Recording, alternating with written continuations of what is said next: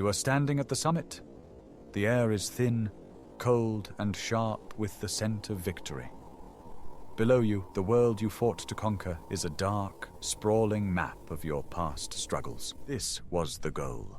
The singular obsession that fueled your nights and stole your days.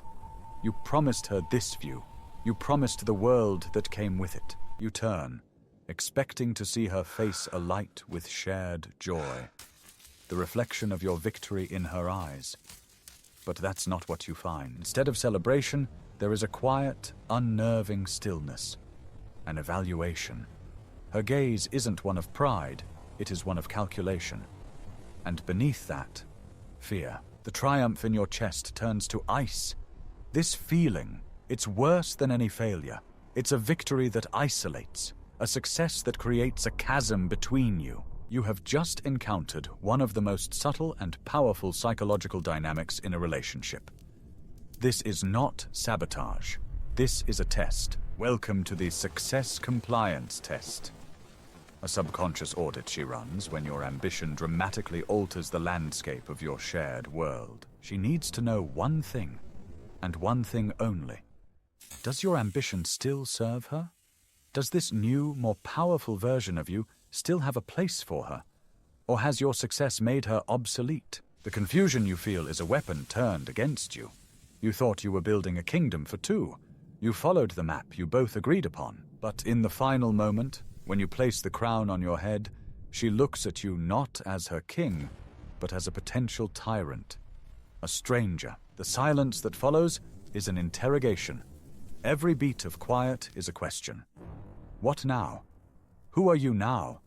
And more importantly, who are we now? You want to scream, to show her the blueprints, the plans where her name is written next to yours on every page. But the words catch in your throat. Because you are beginning to understand. This isn't about logic. It's not about the plan. This is a primal, emotional audit. This is not a flaw in her character. It is a feature of her psychological wiring. A survival mechanism honed over millennia. Her sense of security is not abstract. It's tied to the stability and predictability of her environment. Her home, her partnership, her future. Your success, especially if it's sudden and transformative, is not a gentle breeze. It's an earthquake. It cracks the foundations of the world she knew. She is not questioning your love. She is questioning her place, her function, her value in this new world you've single-handedly created. The test is her way of finding her footing on shaking ground. The questions she asks, the doubts she voices, they are not accusations. They are probes. She's sending out feelers into this new reality, testing its structural integrity. Is it safe here? Am I still a part of this? Or am I just a spectator now? Let's call them Elias and Clara. They lived in a world built on deferred dreams. A world of one day, and when we finally... Elias worked relentlessly. His ambition was a furnace that warmed their small home. It was a shared project. Her sacrifice was the fuel. His effort was the engine. Then, it happened. The breakthrough. A promotion so significant it didn't just change their finances, it changed their entire future trajectory.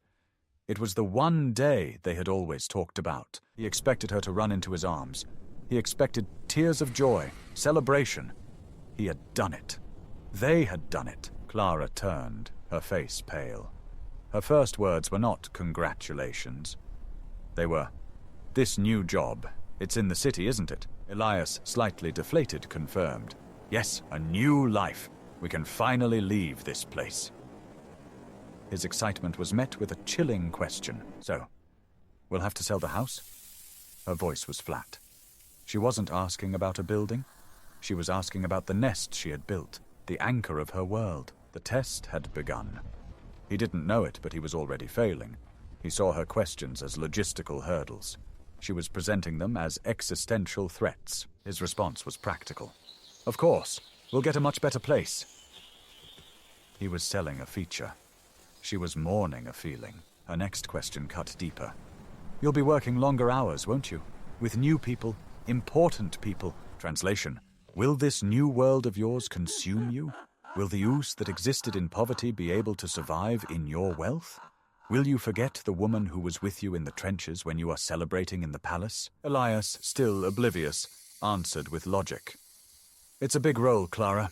Of course it will be demanding. But think of what it means for us. He kept saying us. But his actions, his excitement, his vision, it was all him. He was so focused on the destination that he forgot to make sure his passenger still felt safe on the journey. This is the critical failure point. You see resistance, and you try to crush it with logic and enthusiasm. You try to convince her that her fears are irrational. But you cannot logic someone out of a feeling that you have emotionally created. Her fear is a direct response to your unilateral vision of success. Here is the truth. The success compliance test isn't passed with better arguments. It's passed with a single, powerful act. Inclusion. When she asks, "So we have to move?" the failing answer is, "We'll get a better place." The passing answer is, "I wouldn't want to do it without you. Let's start looking for our new home together." The first answer is a decree. The second is an invitation. The first one informs her of a decision you've made. The second makes her a co-author of the next chapter. When she asks, "You'll be working more?" the failing answer is, "It's necessary for the job." The passing answer is, "It will be a challenge. How can we make sure we protect our time? I need you to help me stay grounded." The first answer builds a wall around your ambition. The second builds a door in that wall and gives her the key. It transforms her from a potential victim of your success into a necessary partner in it. You must understand this. She fell in love with a man, not a project. Your ambition is attractive, but if it begins to operate as a separate entity, it becomes a rival, a third person in the relationship. By actively inviting her into the process, the logistics, and the vulnerabilities of your new success, you are not diminishing your power. You are consolidating it. You are making the we stronger than the me. You are assuring her that the nest is not being abandoned. It's being upgraded with her as the chief architect. So, look back at that moment of your triumph, that cold silence. See it now for what it was. Not a rejection of your success, but a plea for her place within it. She was not trying to pull you down from the mountain. She was asking if you had built a path for her to join you, or if you expected her to admire the view from the valley forever. Your greatest achievement is not the summit you reach. It is the strength and security of the bond that you maintain during the climb. Don't just show her the kingdom you've built.